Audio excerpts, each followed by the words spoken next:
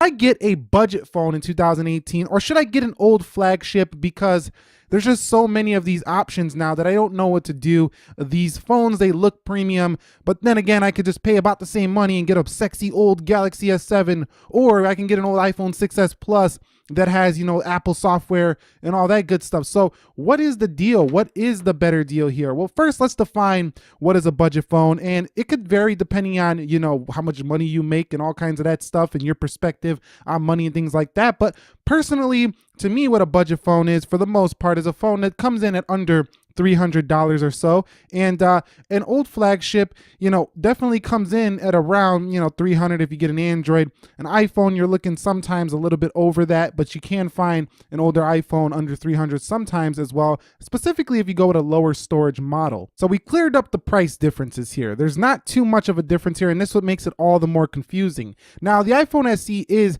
an older flagship phone in an older design, but definitely I'm gonna call this a budget phone right now just due to its price. It's in the budget arena when it comes to the price point right now, but I wouldn't probably buy this right now because the iPhone SE 2 is coming, and that's probably going to be at a pretty decently low price as well. Okay guys, so let's clear up one of the first confusions, and this is the random access memory, or the RAM on the device. So an older, phone like a Galaxy S7 is going to have 4 gigs of RAM, but if you go a little bit back further, like an S6, you're going to get 3 to 2 gigs of RAM. Things like that on older flagship. Now, these new ones with their 3 gigs of RAM, they seem tempting. Now, this Honor 7X right here does have 3. The international model has 4.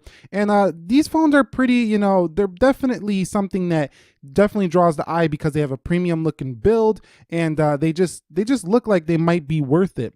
But at the same time, you got to remember that the processor in these phones are designed to be a budget level processor. So what that means is that the performance is not very fast when it comes to RAM management and just everyday operation. So this phone right here, although it is much newer than the Galaxy S7, it doesn't feel quite as new and fast as the S7 does. So the S7, even though it's older, feels like a faster device. So you got to look at the processor more. The processor is not designed on a budget phone usually to be at a flagship level. So in terms of processing speed, you're definitely going to get a faster processing speed when it comes to an older flagship, specifically if it's not older than like 2 years. So I'm going to say for now it's 2018. You don't want to go back further than say 2016 or 17. But when it comes to Samsung Galaxy devices, a lot of times their prices do come down quite a bit within just 1 to 2 years. So you can definitely get a really good Samsung Galaxy used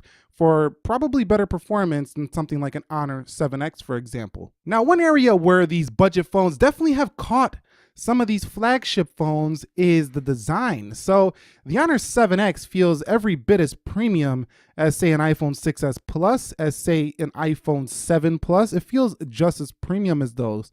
However, what you don't get is the same level of display. So while you do have a 1080p here, it's washed out in comparison to the really good Retina display here on an iPhone.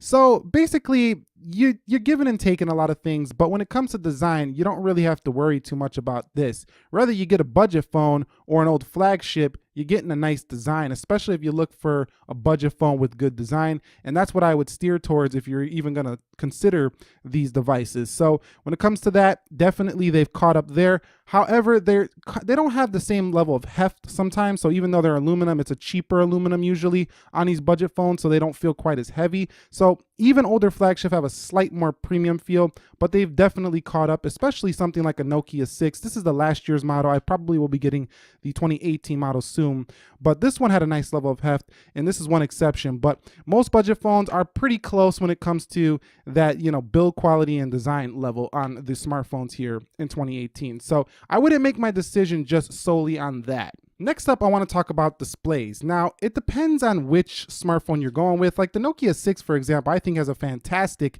1080p display, definitely comparable to an iPhone display.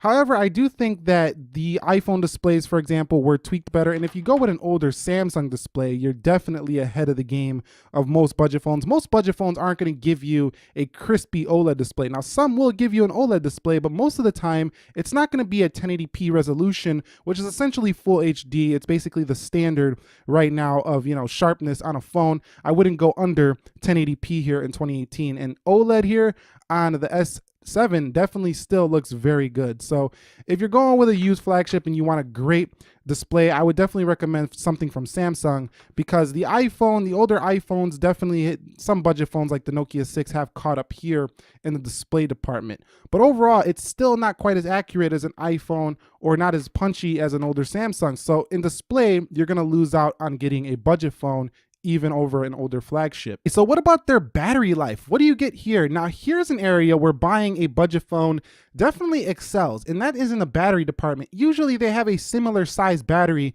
to a lot of the flagship phones, but because their processors are not as power hungry, they definitely last longer on a single charge than most flagships. And I can attest to that based on my experience using these devices.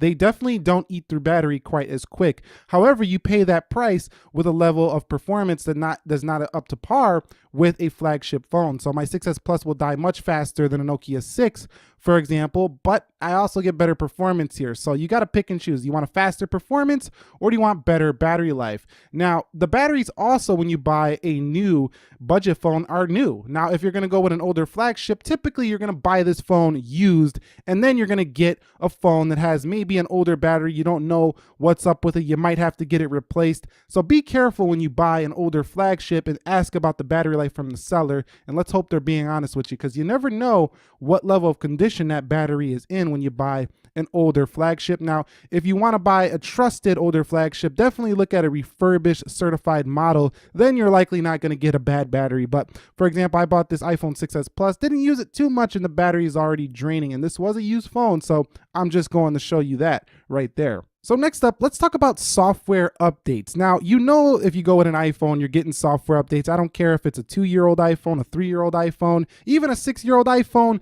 5S is going to be getting the new iOS 12 likely. You can see iOS 11.3.1. It's a small update for fixing the visual display issues that they were having with non-genuine parts.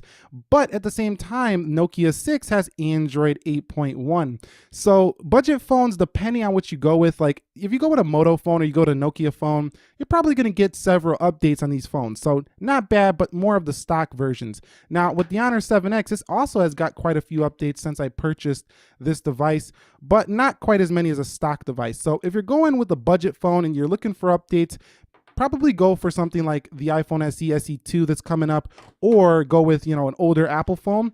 And if you're going to go budget phone, definitely get like one of these stock-based Android phones that are on the budget arena, like the Nokia 6 2018, or even something like the Moto series. Those are going to get way more updates than pretty much any of the other budget phones. So I wouldn't call it quite a draw, because I think that even though you're having a budget phone with some updates, I still think Apple's going to support their phones longer. But if you're going with a Samsung used flagship, you're going to definitely miss out on quite a few updates. So you're definitely choosing hardware over everything. If you go with an older Samsung flagship like the S7, you're basically choosing that nice build quality, that wireless charging, having all the features, but you're going to lose out on some software updates. Now, the phones typically do run pretty well, so that doesn't matter too much to me, unless you really just want to see an update all the time. But sometimes updates aren't for the good. Sometimes they actually slow your phone down. Okay, we have an area here where the older flagships just dominate these new budget phones, and that is the camera. So, if you're going with a flagship in 2018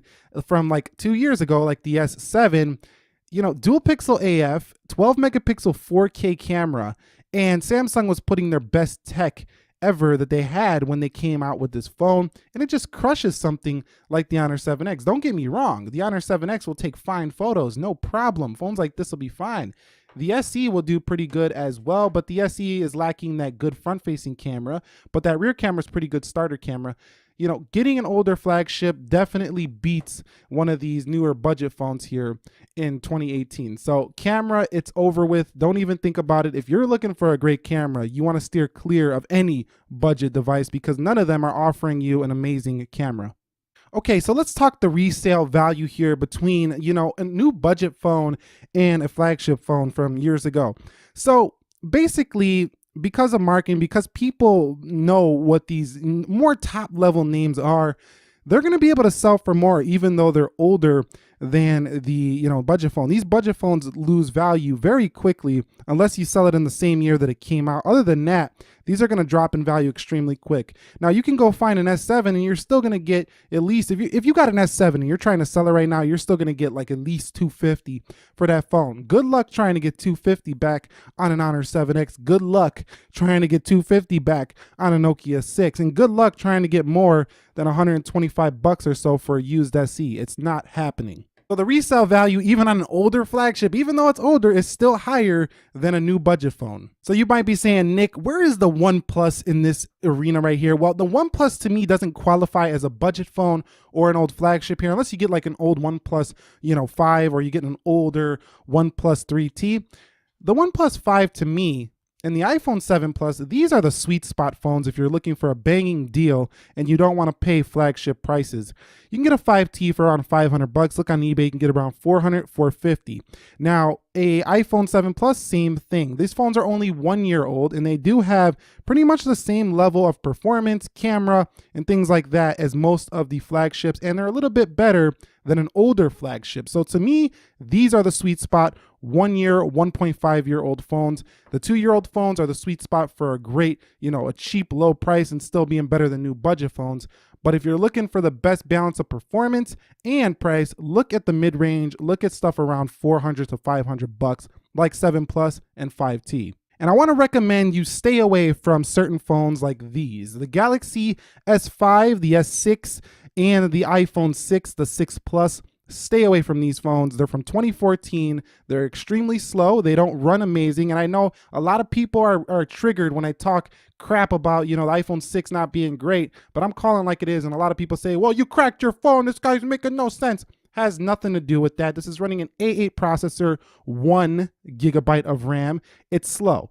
The Galaxy S5, same thing. It's slow. While it does have a pretty decent processor, Snapdragon 800 series, has a pretty solid camera, not bad camera on the rear, it's still slow. So just stay away from those phones that are super, super old. And if you're even going to go flagship, don't go any further than 2 years. And that's budget phone versus flagship phone 2018. Personally, like I say, if I was looking for the best balanced deal, I would definitely go with probably a slightly older iPhone, like 2 years, or I would go with something like a 5T or a 7 Plus from 1 year ago. Those are my best recommendations. If you guys found this video helpful, enjoyable, entertaining, informing, do me a favor, click that like button for me. Any questions, comments, concerns, drop them down below. I try to get back to all the comments I can. Make sure you have notifications turned on, and I'll catch you all in the next one.